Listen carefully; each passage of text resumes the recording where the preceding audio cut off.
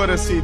Și pun astăzi întrebarea: câți credincioși, câți pocăiți, câți copii al lui Dumnezeu l-au părăsit pe Dumnezeu din dragoste pentru lumea aceasta?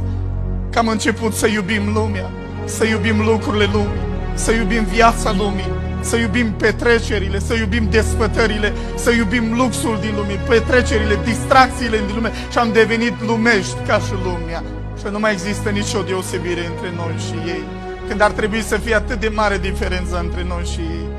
Pentru că mă gândesc câtă diferență între lumină și întuneric. E atâta diferență.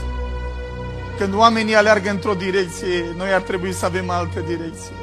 Ținta noastră să fie cerul, ținta noastră să fie împărăția, ținta noastră să fie neprihănirea, ținta noastră să fie rugăciunea, ținta noastră să fie voia lui Dumnezeu. Slăvit să fie Domnul! Slăvit să fie Domnul!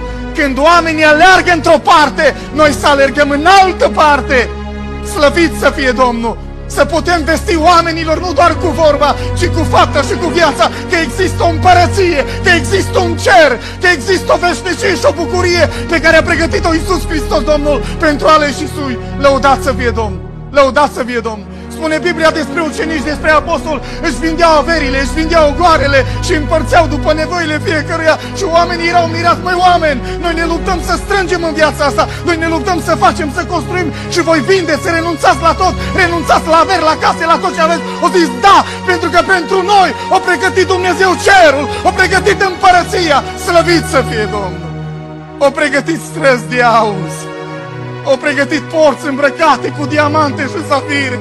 Noi n-avem ce să alergăm după gunoaiele lumii acesteia, că toată bogăția care poate exista pe fața pământului o pregătit-o Dumnezeu pentru copiii săi. Slăvit să fie Domnul! Și știi ce spune Biblia? Ochiul n-a văzut așa ceva. Poți să te plimbi pe toată fața pământului, poți să mergi în toate țările, în toate locurile. Bogăția care a pregătit-o Dumnezeu pentru aleșii săi, n-a văzut-o nimeni și nu o va vedea.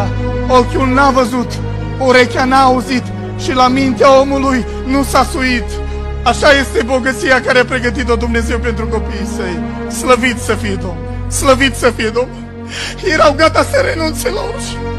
Își vindeau averile, își vindeau ogoarele, pentru că îi credeau și dovedeau oamenilor și spuneau cu fapta, nu doar cu vorba: oameni buni, pământul ăsta va arde cu tot ceea ce este pe el. La cei buni să strângem pe el, să aibă Dumnezeu ce să ardă. Mai bine să n-avem, ca să nu ardă Dumnezeu, că Dumnezeu ne-a pregătit un cer și o împărăție care e veșnică. Lăudat să fie Domnul! Lăudat să fie Domnul! Lăudat să fie Domnul! Onorat să fie Dumnezeu pentru aceasta! Dumnezeu să ne ajute, să ne dea putere și biruință. Cât de frumos spune cuvântul Domnului. Dar dacă aveți ce mânca, ce bea și cu ce vă hrăni, vă este de ajuns. De ce? Că Tatăl a pregătit totul.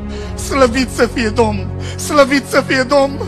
Spune pilda că El a pregătit totul, a pregătit masa.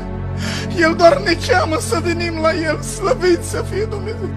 Totul-i pregătit de împăratul, totul-i pregătit de mirele. O zis: mă duc să vă pregătesc un loc unde sunt eu, să fiți și voi. Mai crede noi aceste lucruri, mai crede noi aceste lucruri. Când inima s-o lipit de pământul ăsta, când inima s-o lipit de bogățiile lumii acesteia, Hristos Domnul să ne deslege în această zi, să ne libereze și să facă o trezire adevărată în viețile noastre, să putem trăi pentru Împăratul Împăraților și pentru Regele Regilor.